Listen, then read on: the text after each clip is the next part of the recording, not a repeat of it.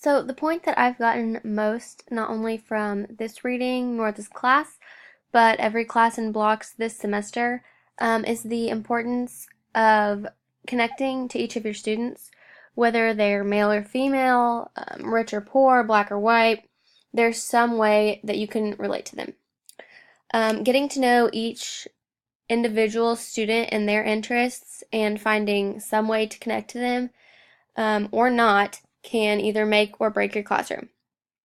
The teacher pictured here created a rap to welcome his students on the first day of school, and you can imagine how his students' image of him was altered seeing that rap.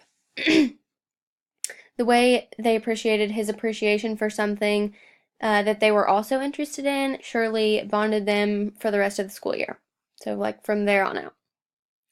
They probably saw them as one of them in a sense. So there's still that teacher-student divide, but being able to relate to him somehow, they probably felt like he was one of them.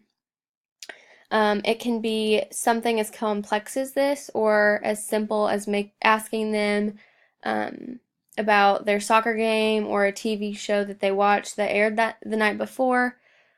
Just forming bonds with the students is arguably the most important thing that you can do as a teacher. So this picture just kind of shows like the bonds that people share and how it connects them. After reading about the social capital and how different seemingly insignificant bonds hold people together, I started noticing them everywhere, just in conversations and things I was reading. In the book, when the author was discussing his first day in seeing a single returning teacher, I immediately thought about how he was connected to her only through their mutual decision to return to the school again that year. But this minor connection brought him, and probably her as well, some kind of comfort.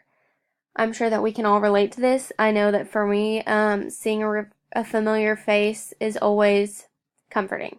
Even if I don't necessarily know the person, it makes it much easier to get to know them if we have something in common that somehow connects me with them on any level. As the author also mentioned, this is, of course, beneficial, but can also be disadvantageous for the teacher-student relationship. Creating some kind of bond with the students along with the bond that they already have with other students encourages a sense of comfort and belonging in the classroom as a whole, both with their peers and with you as the teacher. Finally, the last chapter talked about bringing the learning non-Indigenous students are used to using outside into the classroom. As mentioned by the battle story in the last chapter, these youth are used to learning by doing. Not only is this beneficial in that it's what they're used to doing, but this kind of learning is a great approach with all students. We've studied or read studies time and time again about how learning hands-on is extremely beneficial. The author discussed how this type of learning puts both the novice and experts at the same level, so neither one of them is above the other.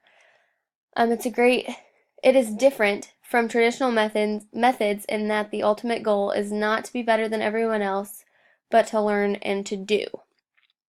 This learning and teaching style is beneficial not only academically, but in making your classroom a space where students feel comfortable and unashamed. No one is feeling like, oh, I'm the worst at this, or so-and-so is better. They just all feel comfortable sharing and working together.